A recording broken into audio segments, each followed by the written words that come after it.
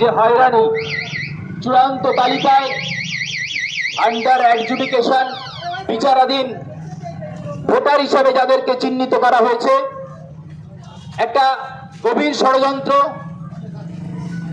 ভোটারদের বাদ দিয়ে ভোট করার চক্রান্ত চলছে।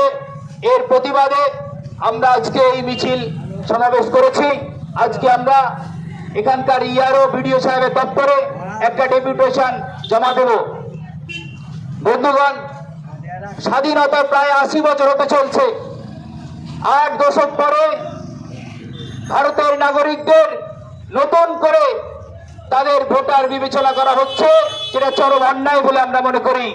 প্রথম দিন থেকে আমাদের দল, আমাদের চেয়ারম্যান, ইন্ডিয়ান সেকুলার ফ্রন্টের চেয়ারম্যান বিধায়ক নওশাদ সিদ্দিকী বলে এসেছেন যে আমরা নির্বাচন কমিশন যদি স্বচ্ছভাবে এসআইআর করে আমরা সাথে আছি, কিন্তু যদি রাজনৈতিক উদ্দেশ্যে কোন গোষ্ঠীকে, কোন সংখ্যালঘু মানুষকে বা দলিত আদিবাসী মানুষদের চক্রান্ত করে হয়রানি করা হয়, নির্বাচনী আগে যদি এজেন্ডা বানানো হয়, তারা কিন্তু তীব্র আমরা আন্দোলন করে তুলব। আজকে আমরা এসেছি, আমরা এই দাবি করছি যে যারা 80 বছর ধরে এখানকার নাগরিক 2002 সালে ভোট দিয়েছে, আজকে কেন তাদেরকে আন্ডার অ্যাডজুডিকেশন বলবে, কেন বিচারাধীন বলবে? কি কারণ থাকতে পারে? কারণ তারা হিয়ারিং এ এসেছেন। যারা হিয়ারিং এসেছেন লজিক্যাল ডিসক্রিমিনেন্সির নাম দিয়ে আমাদেরকে প্রথম থেকে নির্বাচন কমিশন বলে এসেছে যে আপনাদের ভয়ের কোনো কারণ নেই। যারা এদেশের বৈধ নাগরিক, যারা আগে ভোট দিয়েছেন, তাদের কোনো সমস্যা নেই। কিন্তু তারপরেও যখন ভোটাররা ওই হয়রানি স্বীকার করে আবার নতুন করে তারা হিয়ারিং করেছে, সমস্ত ডকুমেন্টস দিয়েছে, তারপরেও কেন তাদেরকে বিচারাধীন বলা হবে? এই বিচারাধীন বলাটা চরম অন্যায় আমরা মনে করি। অবিলম্বে এখনই তাদেরকে নিঃস্বার্থে, বিনা স্বার্থে তাদেরকে এই সমস্ত আন্ডার জুডিকেশন ভোটারদেরকে চূড়ান্ত তালিকায় অন্তর্ভুক্ত করতে হবে, এই দাবি আমরা জানাচ্ছি। তবেই তাদেরকে ভোট ঘোষণা করতে হবে। তার আগে কোনো মতেই ভোট ঘোষণা করা চলবে না, চলবে না, চলবে না। কারণ এই দেশকে আমরা স্বাধীন করেছি, আমাদের পূর্বপুরুষের রক্ত দিয়েছে, প্রাণ দিয়েছে, শহীদ হয়েছে, আমরা স্বাধীন দেশ পেয়েছি। আর এই স্বাধীন দেশে তোমরা নাটক করবে, ভোটারদের নাগরিকত্ব নিয়ে বিজনেস করাবে, হিংসা চালাবে, এই নিয়ে রাজনীতি হবে, এটা আমরা চলতে দেবো না। পরিষ্কার নাগরিক সে ভোট দিয়ে এসেছে। হ্যাঁ, ডকুমেন্টসের সমস্যা, যে সমস্যা আজকে বলা হচ্ছে লজিক্যাল ডিসক্রিমিনেন্সি, নামের বানান ভুল, তার নামের বানান আগের পরের ভুল, এসবগুলো আমরা নির্বাচন কমিশনকে বলেছিলাম যে এই তথ্য তো আপনাদের কাছে আছে।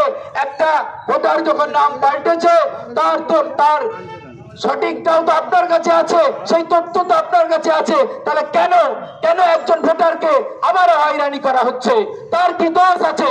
কারণ এই দেশে সে ভোট দিয়েছে যে 2002 সালে, সে ভোটার লিস্টের নাম আছে, তার ম্যাপিং হয়েছে, তারপরেও কেন আবার তাদেরকে এই অ্যাডজুডিকেশনে আন্ডার বিবেচনাধীন করা হবে?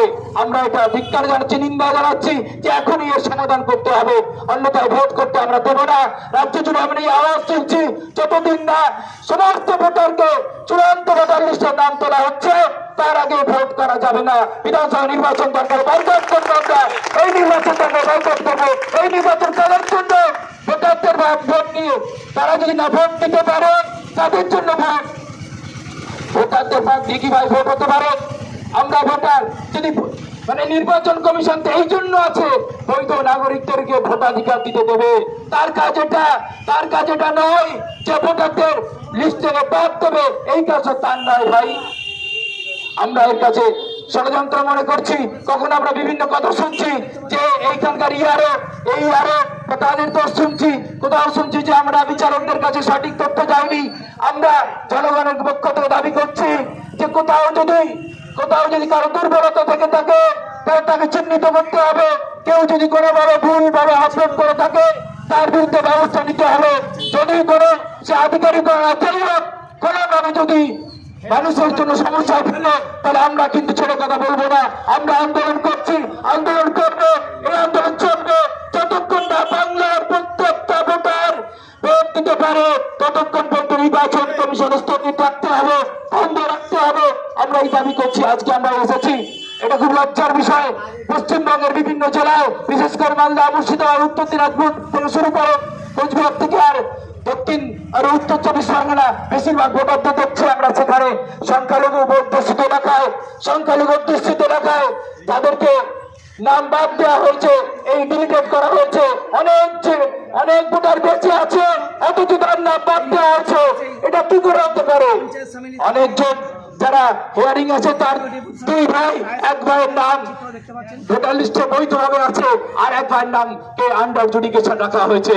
আমরা সব মানি না, এসব ভাওতাবাজি বন্ধ করতে হবে। আগে সমাধান তারপরে